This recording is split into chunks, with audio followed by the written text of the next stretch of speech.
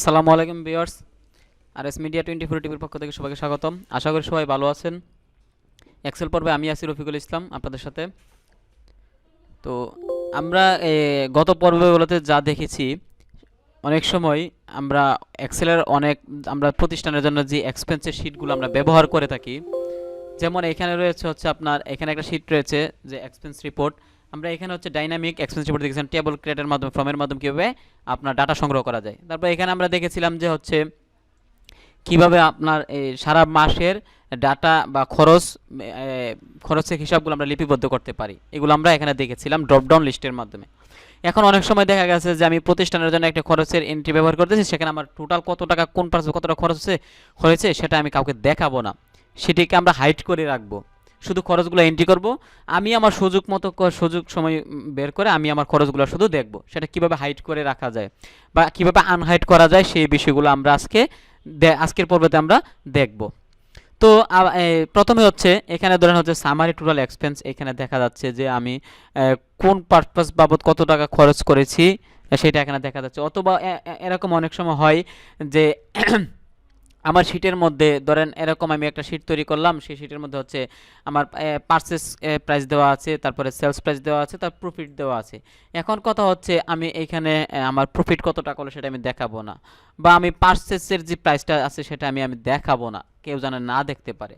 এখন সাপোজ ধরেন এইখানে আমি একটা শিট তৈরি করে নিলাম, ধরেন মনে করেন এখানে হচ্ছে ডেট, তারপরে এখানে হচ্ছে প্রোডাক্ট নেম, তারপরে এখানে ধরেন হচ্ছে সাপোজ প্রোডাক্টের নেম, তারপরে এখানে হচ্ছে আপনার পারচেজ রেট, আমি সংক্ষিপ্তে লিখেছি পারচেজ, তারপরে এখানে হচ্ছে সেলস রেট, তারপরে এখানে হচ্ছে প্রফিট।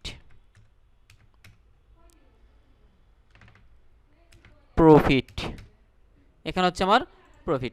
তো এখন কথা হচ্ছে আমি এখানে ডেট দিলাম ধরেন 01, হ্যাঁ, তারপরে হচ্ছে 03/22 এই তারিখে ধরেন আমি একটা মনে করেন যে একটা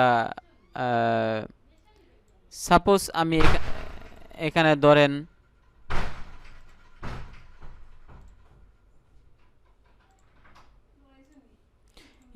আমি হচ্ছে একটা প্রোডাক্ট ক্রয় করলাম, সেটার নাম হচ্ছে ধরেন মনে করেন কম্পিউটার ক্রয় করলাম। কম্পিউটার ক্রয় হচ্ছে ধরেন পারচেজ রেট কত, সেটা ধরেন হচ্ছে আমি কিনলাম হচ্ছে ধরেন 35,000 টাকা দিয়ে আমার কিনা প্রাইস।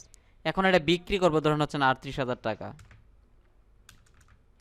38,000 টাকা। তো এখন আমরা ফাংশন ব্যবহার করে প্রফিটটা বের করব। তো ফাংশনের কাজ আমরা আগেই জেনেছি, যদি কেউ জেনে না থাকেন তাহলে আমার এক্সেলের প্রিভিয়াস টিউটোরিয়ালগুলো দেখে আসবেন, তাহলে আশা করি আপনাদের বুঝতে সহজ হবে, আপনারা বুঝে যাবেন, আপনাদের আর সমস্যা থাকবে না। তো এখানে আমরা ফাংশন ব্যবহার করব। প্রথম হচ্ছে আমার প্রফিট বের করার জন্য প্রথম হচ্ছে সেলস প্রাইস, প্রথম হচ্ছে আমরা E6, তারপরে মাইনাস দিব হচ্ছে আপনার D6, এন্টার। এখন আমার প্রফিট বেরিয়ে গেল।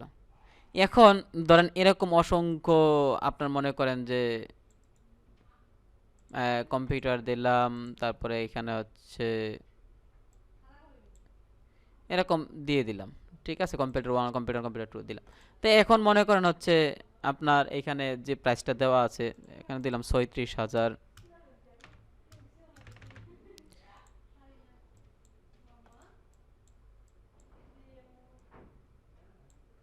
তো দিয়ে দিলাম।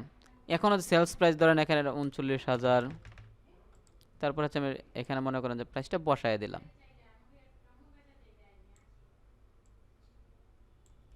তারপরে এখানে হচ্ছে ধরেন মনে করেন 17 টেনে দিলাম। এখন আমার হচ্ছে এটা হচ্ছে প্রফিট। এখন আমার প্রফিটটা কেউ দেখবে না, ঠিক আছে। এখন প্রোডাক্টের নাম দেখলাম, এখন আমি কত টাকা কিনেছি সেটার জন্য কেউ না দেখে। এখন আমি গোটা ধরেন আমি হাইড করব। হাইড করার জন্য প্রথমে কি করতে হবে, ধরেন মনে করেন এখানে আমি হচ্ছে কলামটা সিলেক্ট করব। সিলেক্ট করে আপনার মাউসের রাইট বাটনে ক্লিক করে আপনি এখানে দেখতে পাচ্ছেন হাইড লেখা আছে, হাইড। আমি হাইডে ক্লিক করব, এটা হাইড হয়ে গেল। এই ঘর এখানে ঘরটা দেখা যাবে না। এখন আমি পার্সেস সেটা যেন কেউ না দেখে সেটা আমি সেটা করবো। পার্সেস দেখাবো না কাউকে, হাইড করে ফেলবো। তখন কলামটা সিলেক্ট করে এখানে রাইট বাটনে ক্লিক করে মাউসের হাইড করে দেব। এখন এটা হাইড হয়ে গেল, ঠিক আছে। এই ঘরটা আমার হাইড হয়ে গেল। এখন আর কেউ দেখবে না। আমি শুধু এখানে প্রোডাক্টের নাম দেওয়া আছে আর এখানে সেলস রেট দেওয়া আছে, আমি এটা বিক্রি করব। এখন ধরেন সাপোজ মনে করেন এখানে আপনি মনে করেন ঘরটা আনহাইড করবেন কিভাবে, বা এখানে ধরুন একটা রো আমার এখানে কম্পিউটার যে লাস্টে যে প্রোডাক্টটি রয়েছে এটা আমি হাইড করে ফেলবো, প্রোডাক্টের স্টক উঠে গেছে, এটা আমি সামনে রাখবো না, এই জন্য এটাকে আপনাকে এখানে সিলেক্ট করে তারপর রাইট বাটনে ক্লিক করে আপনি হাইড করে দিবেন, হাইড হয়ে যাবে। এখন আপনি এই ঘরটা হাইড করে ফেলছেন, এখন আপনার এই ঘরটা আবার প্রয়োজন, আপনি কীভাবে আনহাইড করবেন? এই জন্য আপনাকে প্রথমে হচ্ছে এই যে আপনার সি এবং এই দুই ঘরের মধ্যে আপনার গট হাইড রয়েছে না, এই দুইটা ঘর সিলেক্ট করবেন, সিলেক্ট করে হচ্ছে আপনি এখান থেকে রাইট বাটনে ক্লিক করে আনহাইডে ক্লিক করবেন, আপনি অটোমেটিক দেখবেন যে এখানে মধ্যের ঘরটা বের হয়ে চলে আসছে। এই যে দেখেন পার্সেস ঘরটা ছিল এটা হয়েছে। এখন আপনি ধরেন এই ঘরটা আনহাইড করবেন, এটার জন্য আপনাকে এই ঘরটা সিলেক্ট করে হচ্ছে রাইট বাটনে ক্লিক করে আনহাইডে ক্লিক করবেন, ঘরটা বের হয়ে যাবে। এখন ধরেন অনেক সময় আমরা দেখা গেছে যে এখানে প্রফিট আছে, হ্যাঁ এখানে প্রফিট, তারপর এখানে সেলসের গোল রয়েছে, তারপরে এখানে হচ্ছে আবার মনে করেন যে আরও আদার্স গড়ছে, মনে করেন এই তিনটা গড় পারচেজ, সেলস, প্রফিট। এখন এই তিনটা গড় আমি মনে করেন যে হাইড করে রাখবো, ঠিক আছে, হাইড করে রাখতে চাচ্ছি। এটা কিভাবে হাইড করে রাখা যায়? এখন এটা হাইড করার জন্য তিনটা গড় হাইড করে ফেললাম, আবার এই তিনটা গড় আবার আনহাইড করতে কত ঝামেলা পোহাতে হয়, সিলেক্ট করতে হয়, এটা কিভাবে করা যায়? এখন আপনার ধরেন এই তিনটা গড় সিলেক্ট করবেন, করে হচ্ছে আপনার এই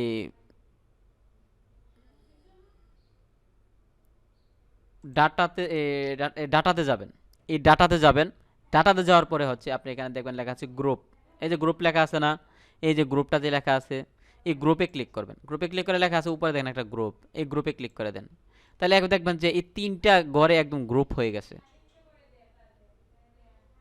ঠিক আছে, এই তিনটা ঘরে আমার গ্রুপ হয়ে গেছে। এখন এই গ্রুপটাকে যদি আমি এখানে মনে করেন যে এই মাইনাসে ক্লিক করি, দেখবেন যে ঘরগুলো চলে গেছে।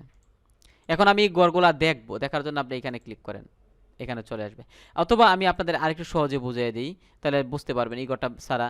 এটা এক একটা ফরম্যাটে বা এক একটা আমরা ডাটা ফরম্যাট যখন তৈরি করি তখন এক একটা ফরম্যাটে এক একভাবে আমাদের সাজাতে হয়। এখন ধরেন এটাতে যেটা সাজালাম এটা বাদ দিলাম, এখন আমি এক্সপেন্সে সিরিজ এলাম, ধরেন এখানে হচ্ছে আমি এখানে সারা মাসে ডাটা আমি এখানে খরচ এন্ট্রি করতেছি, এখন কোন খাতে কত টাকা আমার খরচ হচ্ছে এটা আমি কাউকে দেখাবো না, এটা শুধু একমাত্র আমি দেখবো, বা কত টাকা আমার কষ্ট আসতেছে সেটা আমি দেখবো। এটা হয় কি, ধরেন আমার এই পাশে যদি আমি আমার আই বেটা বের করি, আই বের করি, এখানে বেই বের হয়েছে, তারপরে এখানে আই থেকে বে মাইনাস হয়ে আমার প্রফিটটা বের হবে। এখন আমার আই কত টাকা হলো, কোন ফাল আসছে, এটা আমি হাইড করে রাখবো, শুধু আমি দেখবো। এখন আমি শুধু এই ঘরটা দিয়ে থাকি, এই ঘরটাকে আপনি সুন্দর করে এইভাবে সিলেক্ট করবেন, সিলেক্ট করে হচ্ছে আপনি এখান থেকে ডাটাতে যাবেন, ডাটাতে এখান থেকে গ্রুপ করবেন, গ্রুপ করে হচ্ছে এখান থেকে গ্রুপ করে দেবেন। এইখানে দেখেন এই ঘরটা কিন্তু গ্রুপ হয়েছে, এখানে মাইনাস করে দিলাম। এখন হচ্ছে আমি এখানে শুধু ডাটা এন্ট্রি করতে থাকবো, এখানে মনে করেন যে আমি আগের টিউটোরিয়ালে আমি দেখিয়েছিলাম এটা কীভাবে ড্রপডাউন লিস্ট করতে হয়। এখান থেকে হচ্ছে আপনার মনে করেন যে এই মনে করেন স্যালারি দিলাম, কাকে দিলাম, ধরেন মনে করেন যে সুজনকে দিলাম, ঠিক আছে, দেওয়ার পরে কত টাকা দিলাম স্যালারি তার, এখানে ধরেন মনে করেন যে 12,000 টাকা, ঠিক আছে, দিলাম 12,000 টাকা। এখন দেওয়ার পর হচ্ছে এই সুজনকে স্যালারি দিলাম। এখন এখানে হচ্ছে আপনার অটোমেটিক্যালি এখন আমি কত টাকা খরচ কীভাবে দেখবো, এটা কেউ দেখতে পাবে শুধু আপনি ছাড়া, এখানে প্লাসে ক্লিক করার সাথে সাথে এখানে আপনাকে এটা শো করবে, নয়তো এটা শো করবে না। এটা হচ্ছে সহজ মাধ্যম। তো আজকের টিউটোরিয়ালে এই পর্যন্তই, আপনি কিভাবে একটি স্যালারি মানে একটা শিটকে হাইড আনহাইড করবেন এবং গুরুত্বপূর্ণ তথ্য দিয়ে আপনি হাইড করে রাখবেন, এবং কারো কোনো তথ্য হাইড করা থাকলে কীভাবে আনহাইড করবেন সেটা আশা করি এই টিউটোরিয়ালের মাধ্যমে আপনারা বুঝতে পেরেছেন। তো আপনি যদি আমার চ্যানেলে নতুন হয়ে থাকেন অবশ্যই আমার চ্যানেলটি সাবস্ক্রাইব করে তার পাশে থাকা বেল আইকনটি অন করে দেবেন, এবং চ্যানেলটি আগে থেকে সাবস্ক্রাইব করে দেয় তাহলে আপনাকে অসংখ্য ধন্যবাদ। তো আজকে টিউটোরিয়াল এই পর্যন্তই। নেক্সট টিউটোরিয়ালে আপনি কোন বিষয়ে টিউটোরিয়াল চাচ্ছেন আপনি কমেন্ট বক্সে জানিয়ে দেবেন। ধন্যবাদ সবাইকে।